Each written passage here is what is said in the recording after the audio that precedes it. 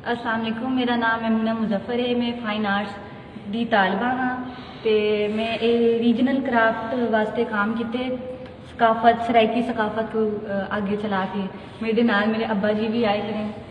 अब्बा जी बिस्मिल्लाहिर्रहमानिर्रहीम जी। ये मैं मुमना मुजफ्फर बुखारी मेरी बेटी है, 7th सेमेस्टर फाइन आर्ट की तालबा है तो Multan college of fine art में भी बाला इलाके की सकाफत की प्रमोशन वास्ते काफ़ी अपना रोल प्ले किया तो ये बाल ने रीजनल क्राफ्ट के चीज़ा बनाए तो ये टेबल लैंप है, ये लटकाव वाला थी जैसे ये मतलब है कि वो जड़ा है वो दिखाओ बेटा।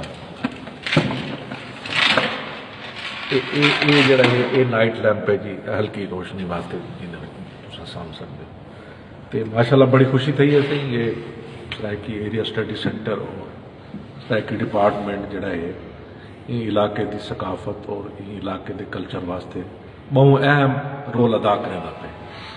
तो मुल्तान और एक खिता सराइकी खिता जड़ा है ये दिल है पाकिस्तान।